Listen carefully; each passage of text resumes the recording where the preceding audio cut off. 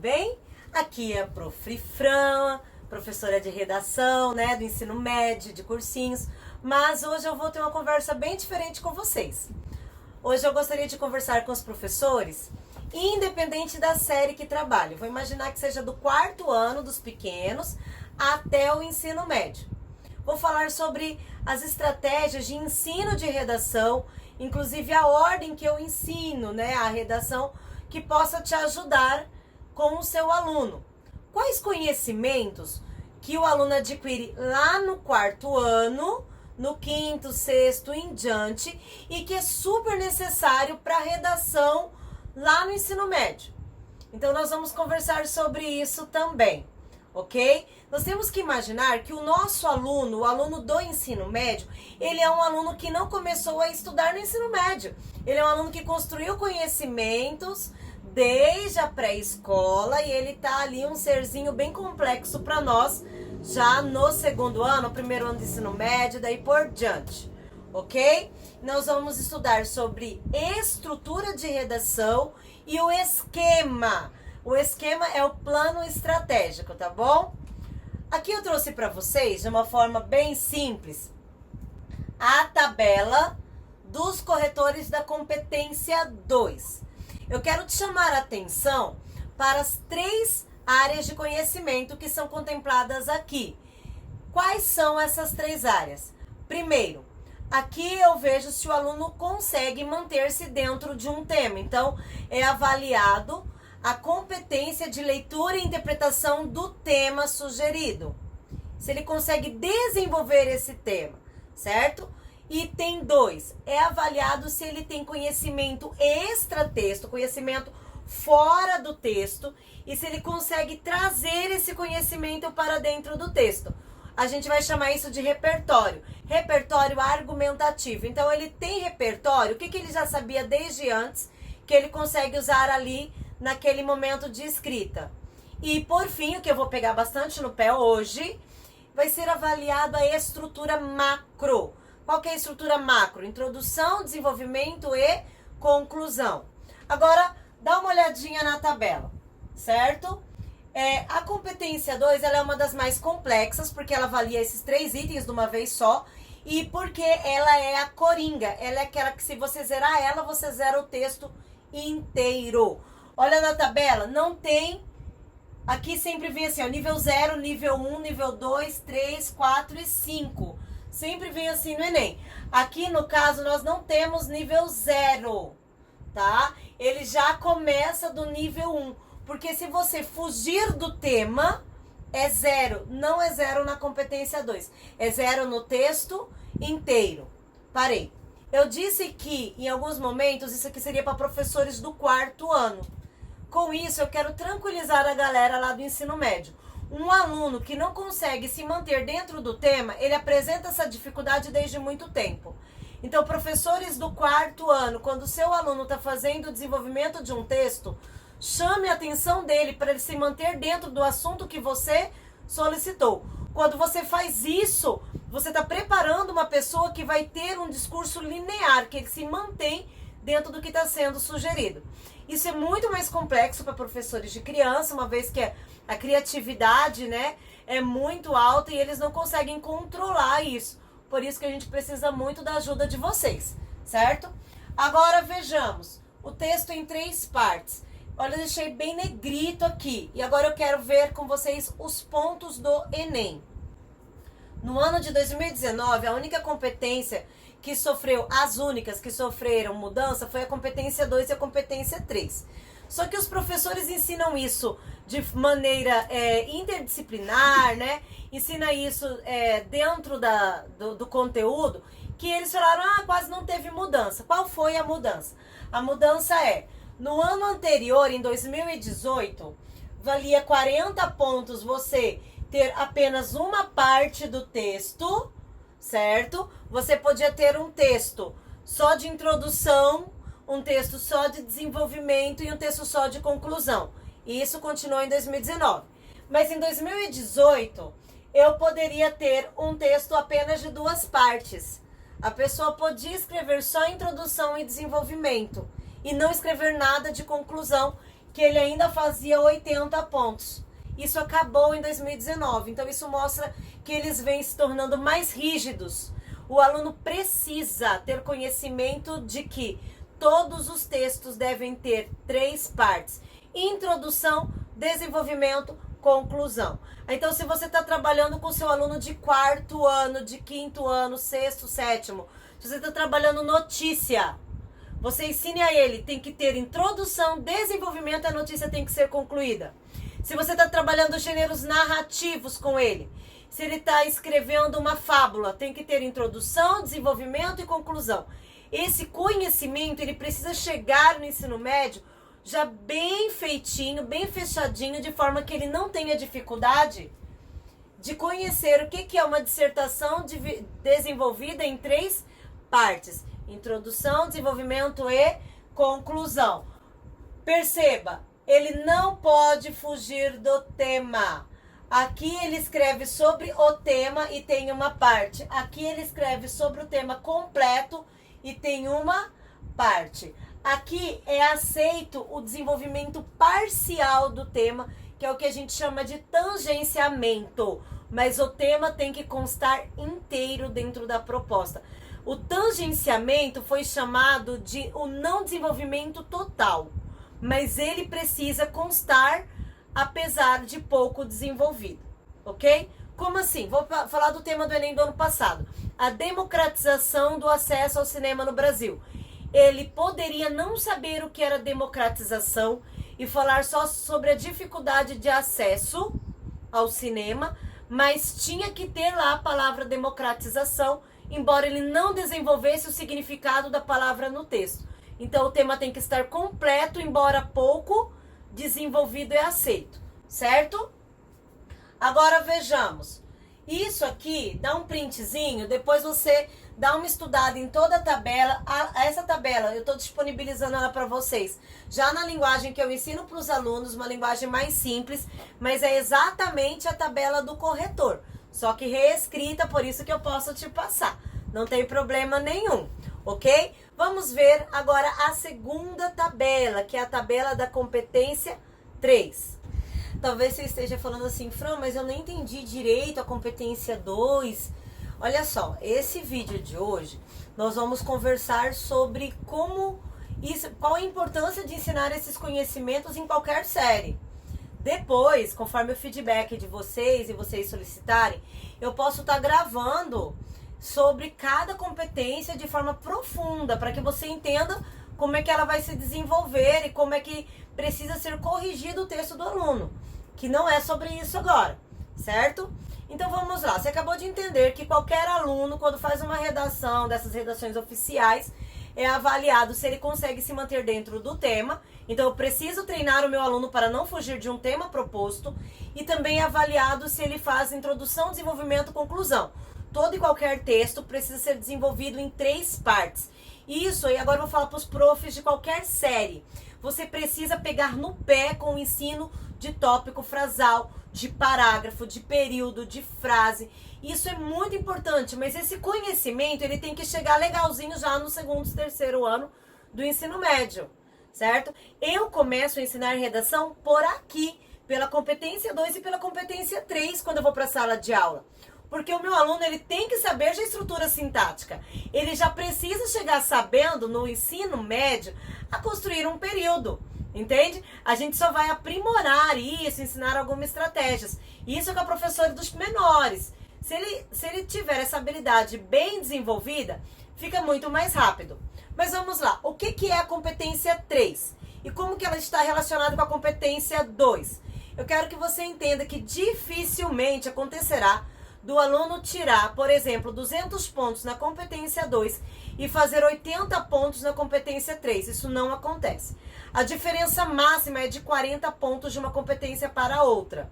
Com isso, veja só, aqui eu tenho o zerinho que eu não tinha na competência anterior.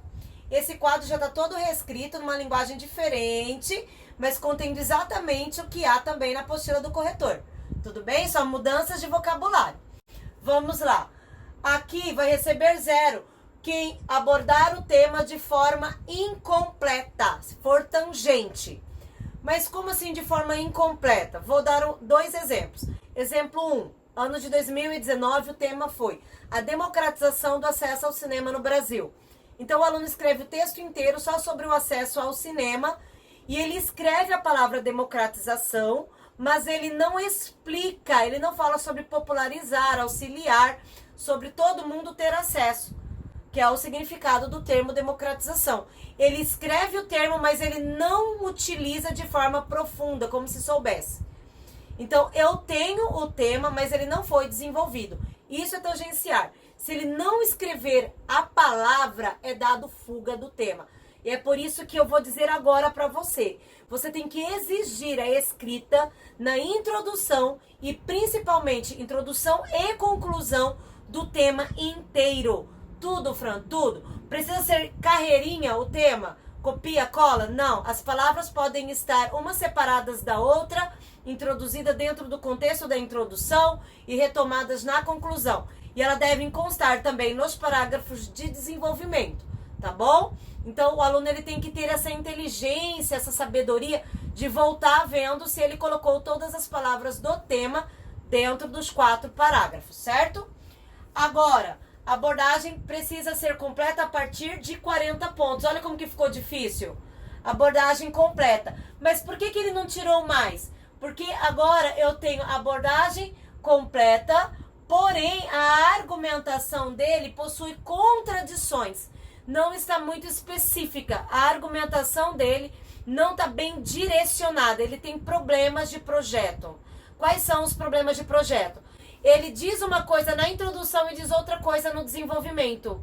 Ele disse que o problema das pessoas não terem acesso ao cinema era porque os ingressos são caros. E ele não fala em lugar nenhum do texto sobre ingressos. Ele fala outros problemas do cinema, da falta de acesso ao cinema, mas ele não fala mais de ingresso. Então ele apresenta o tema de forma totalmente desorganizada e sem cumprir o que disse que faria, certo? Para ele fazer 80 pontos, ele possui um projeto de texto já, só que tem várias falhas. Ele apresenta contradição e também talvez tenha problemas para desenvolver as teses dele. Então você ainda vai vendo um projeto com bastante falha. Para fazer 120 não pode mais ter falha de projeto. Se ele disse que ia escrever sobre aquilo, ele escreve sobre aquilo que ele tinha dito. Agora, qual é o problema? Ele não desenvolve muito. Então ele falou sobre ingressos.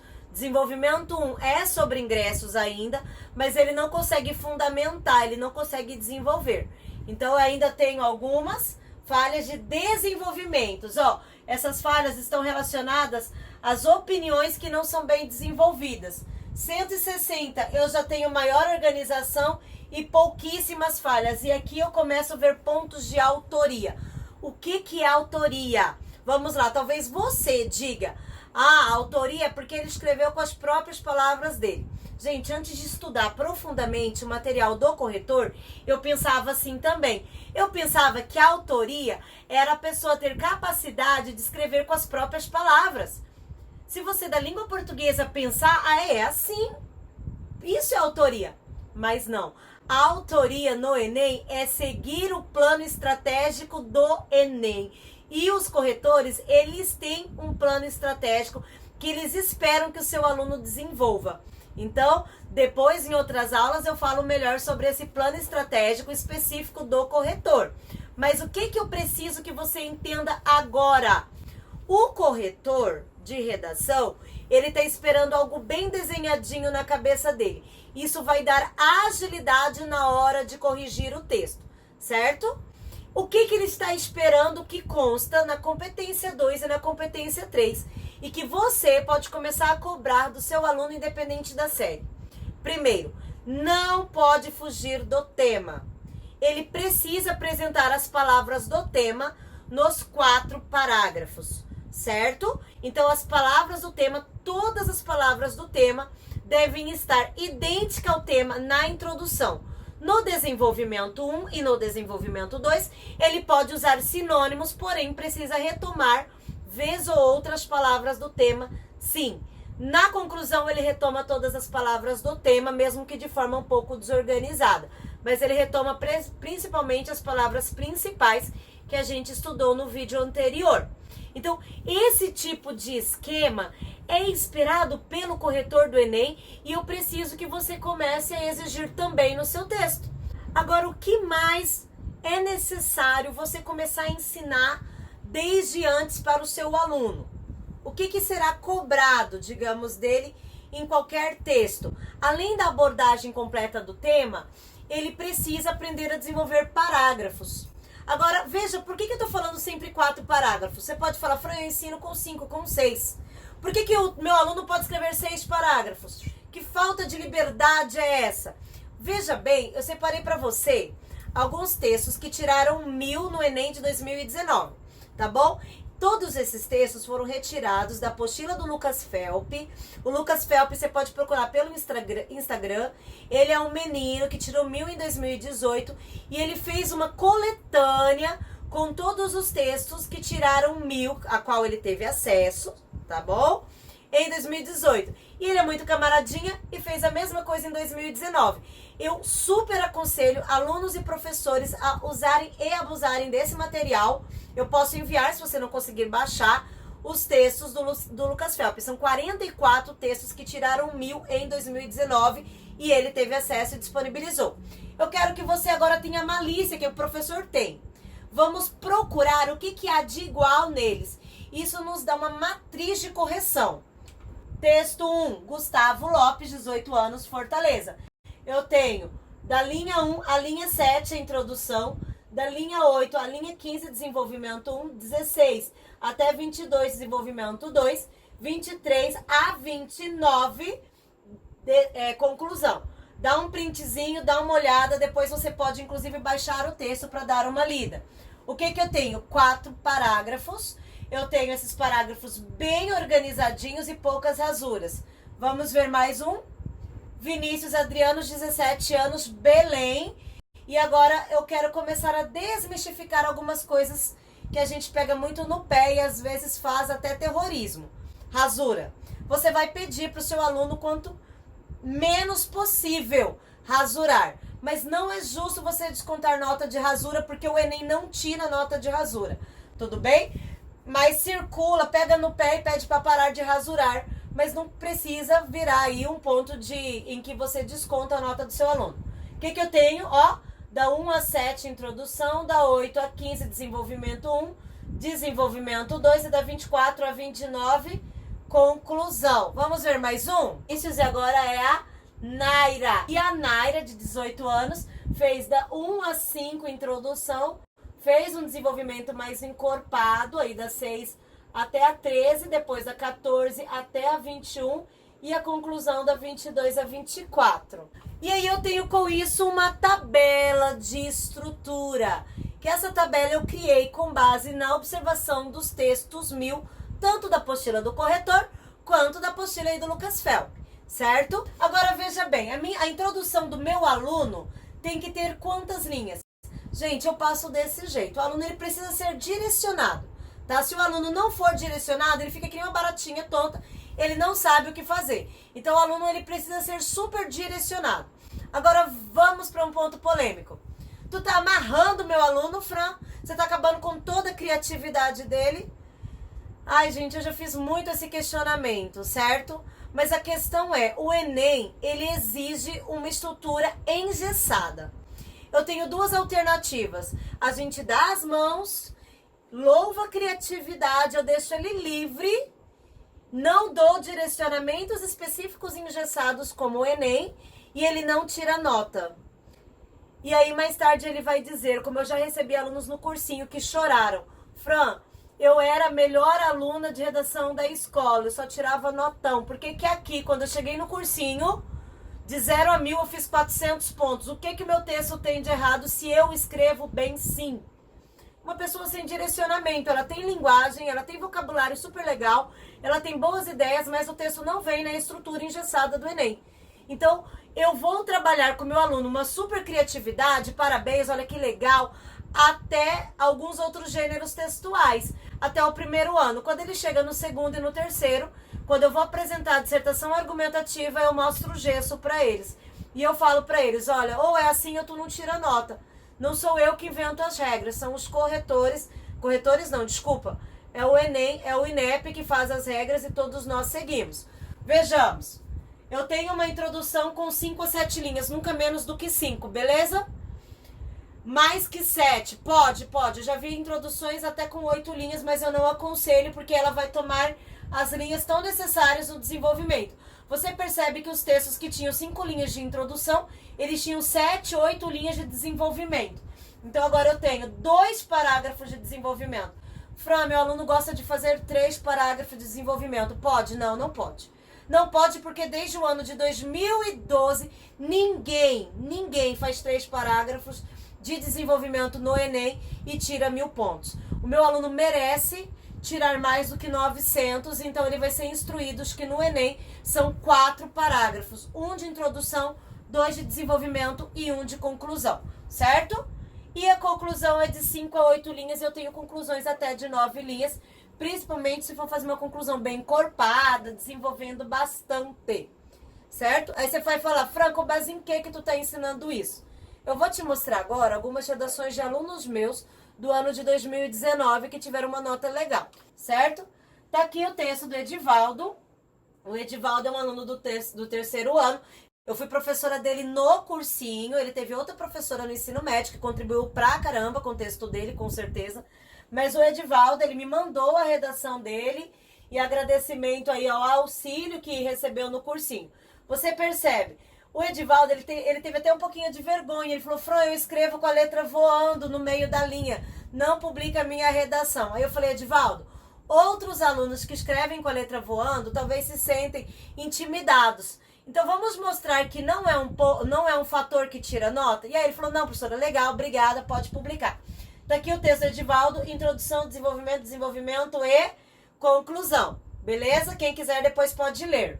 Daqui o texto da Maju, aluninha do 2º ano do ensino médio, introdução, desenvolvimento e conclusão, e 940 pontos, ainda com 16 aninhos, tá? Bebezão. Aqui o texto do Murilo, do meu filho, o texto de 2018 dele, que eu trouxe pra vocês, ele tirou 980 pontos com 15 anos no 1º ano do ensino médio. Por que eu tô trazendo o texto dele? Porque você falou, Fran, você começou a falar de tanto de Enem. Eu não dou aula para terceirão. Isso não é alçada minha. E agora? Eu não tenho nada com isso. Sim, você tem muito com isso, sim. O meu filho, ele teve excelentes professores desde o pré até o final do ensino médio. Tanto que no 1º ano dele, ele conseguiu tirar 980. Lembrando que o Enem vale 1000 pontos, a prova de redação, e 980 é uma quebrada de nota. Um corretor deu 1000 e outro deu 960. É um texto praticamente perfeito no 1º ano. Então, professores do nono, por favor, ensinem dissertação argumentativa para o aluno já no modelinho do Enem. Não tem por que tu ensinar outro modelo diferente se isso não será cobrado dele depois. E, na verdade, isso vai criar uma confusão na cabeça dele. Professores de 6º, 7º, 8º, quando forem ensinar gêneros textuais de notícia, de informação, comece a ensinar uma estruturazinha. Introdução, desenvolvimento e conclusão.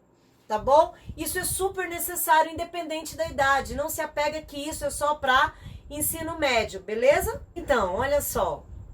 Com tudo que a gente viu hoje, foi muita coisa para pouco tempo, eu queria deixar bem fixo isso para vocês. Você pode desenvolver na criança, desde a 3ª, 4ª série, lá os pequenininhos, e firmar isso durante todo o ensino fundamental 1, fundamental 2, até chegar ao ensino médio, que é a importância dele se manter dentro de um tema. Então isso você pode colocar agora quando for corrigir o texto. Olha, você fugiu do tema, isso não pode. Lá na frente, os pais já conversam sobre faculdade com essas crianças às vezes. Então, olha, lá na frente você vai fazer uma prova que se você fugir do tema é 0. Então já começa a conversar com eles sobre isso, certo? Então, não tolere assim dar nota se ele fugiu do tema. Dá chance dele reescrever dentro do tema agora. Não é que você vai dar 0 para a criança, mas fala, olha, a prof vai dar uma chance e você vai escrever um outro texto agora dentro do tema. Ele tem que aprender a não fugir do tema. Segundo, ele tem que aprender que é necessário uma estrutura. Você está ensinando narração? Então cria uma estrutura com eles de narração. Direcione. Direcione para que ele saiba para onde ele está indo. Não é que você está tolindo, que você está cortando a criatividade do seu aluno, mas você está dando para ele conhecimento estratégico para ele saber o que fazer e onde fazer. Eu posso entregar para vocês, eu tenho um material, inclusive, com elementos de coesão que auxiliam, são frases para criar cada parágrafo. Então, como começar o primeiro parágrafo, como começar o segundo, terceiro e quarto parágrafo. Eles travam no ensino médio. Eu falo, professora, eu não sei como começar. Ele sabe que tem que escrever, mas não sabe como. Posso mandar depois isso para quem precisar, certo? Agora você, quando for trabalhar independente da série, independente da idade, precisa começar com esses conhecimentos também, a importância disso. Eu quero deixar aqui para você a necessidade dos professores de linguagem, independente da série, se unir. Isso vai derrubar um pouco, inclusive, tanto o peso do professor de redação, que é um peso lá no ensino médio, né? Se o aluno foi mal na redação, se ele escreveu errado, a culpa é da professora de redação. Não, amor, ele construiu uma linguagem com a família dele, com o grupo social ao qual ele pertence, e ele traz essa linguagem, ele traz desde a pré-escola. Então, se ele escreveu errado, a culpa não é da professora de redação. Tá? A culpa é do meio social dele e das oportunidades que ele teve. Isso não tem nem tanto a ver aqui. Agora, pensa bem, vamos dividir o peso, vamos dividir a responsabilidade, mas eu peço, vamos dividir os prêmios. Porque quando aquele menino tirar um notão, 980, não é só da professora de redação. Ele vem sendo preparado desde pequeno a escrever um texto dividido em parágrafos, um texto com vocabulário escolhido, um texto dentro do tema. Isso todos nós precisamos. Como está aí a sua fichinha de correção de texto? Fica um desafio talvez aí para você, colega. Que tal tu criar uma ficha em que tu passa para ele exatamente o que você quer naquele texto? Ele sabe quais vão ser as estratégias de correção, as regras da correção, e ele começa a fazer um texto mais direcionado.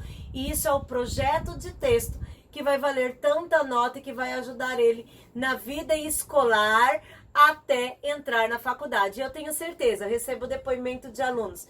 Isso ajuda ele, inclusive, com os textos que eles desenvolvem no curso superior. Eu tô aqui com vocês, certo? Espero que tenha sido de aproveito, né? Vou mandar todo o material no grupo de WhatsApp. Quem quiser, pode chamar que manda esse material da aula, a apostila do Lucas Felp, mando também a apostila de elementos coesivos. Um abraço e até o próximo vídeo.